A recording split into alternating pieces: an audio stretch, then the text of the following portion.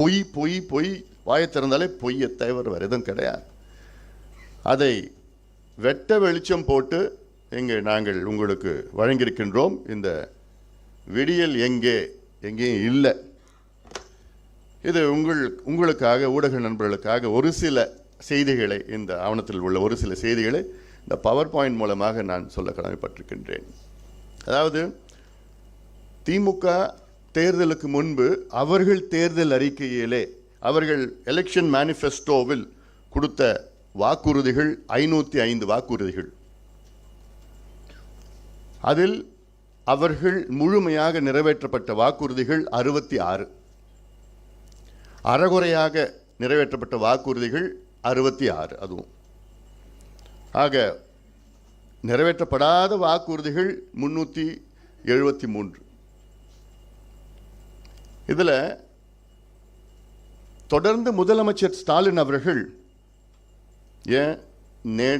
நேற்று முன்தினம் திமுக 98 விழுக்காடு வாக்குறுதிகளை நாங்கள் நிறைவேற்றிவிட்டோம் என்று ஒரு பொய்யை மீண்டும் மீண்டும் கோயபிள்ஸ் பிரச்சாரம் போன்று சொல்லிக் கொண்டு இருக்கின்றார்கள்.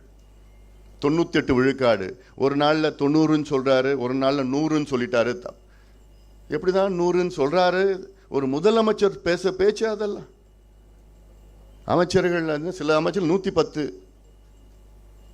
இதெல்லாம் ஏதாவது தமிழ்நாட்டு மக்கள் என்ன அவ்வளோ ஏமாளிகளா? ஆக கிட்டத்தட்ட 439 வாக்குறுதிகளை நிறைவேற்றாத திமுக அரசு 505 439 வாக்குறுதிகளை நிறைவேற்றவில்லை. இதில் பர்சன்டேஜ்னு பார்த்தீங்கன்னா கிட்டத்தட்ட அவர்கள் நிறைவேற்றியது 12.94%. 12.94%. சரி, 13% வச்சுக்கங்களேன், 13 விழுக்காடு வச்சுக்கங்களேன்.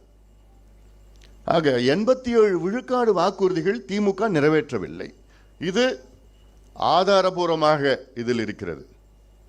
இதற்கு நாங்கள் எங்கே வேணாலும் நான் வரேன் விவாதம் செய்வதற்கு. பொது மேடையில் முதலமைச்சர் வரட்டும், அவருக்கு நேரம் இல்லைன்னா யாராவது துணையே வரட்டும், இணை வரட்டும், அந்த அமைச்சர்கள் வரட்டும், அதிகாரிகள் வரட்டும், கட்சிக்காரங்க யாரோன்னா வாங்க, நான் வரேன். நான் நீங்கள் நிறைவேற்றாத வாக்குறுதிகளை பற்றி விவாதம் செய்வதற்கு நான் தயாராக இருக்கிறேன்.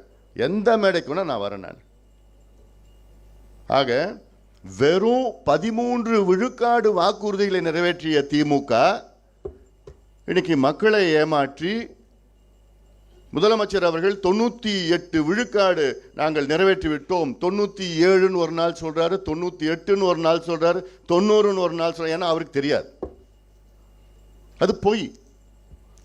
ஆக 87 விழுக்காடு வாக்குறுதிகளை நிறைவேற்றாத திமுக தோல்வி அடைந்து விட்டது. It is the failure of the DMK government. திமுக ஃபெயில் ஆயிடுச்சு, தோல்வி அடைந்தது. இப்போ திமுக ஒரு தேர்வுன்னா அதில் பாஸ் மார்க் எவ்வளோ? 35 விழுக்காடு அல்லது 40 விழுக்காடு. ஆனால் திமுக பெற்றது 13 விழுக்காடு. அதனால் திமுக அரசு தோல்வி அடைந்து விட்டது, ஃபெயில் ஆயிடுச்சு.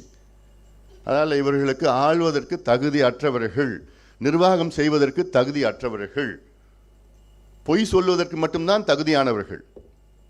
திமுக என்றாலே பொய். இதில் நிரூபணம் செய்யப்பட்டிருக்கிறது. இதில் நான் ஒரு சில வாக்குறுதிகளை நான் சொல்ல, எல்லாத்தையும் என்ன நேரம் இல்லை, எல்லாத்தையும்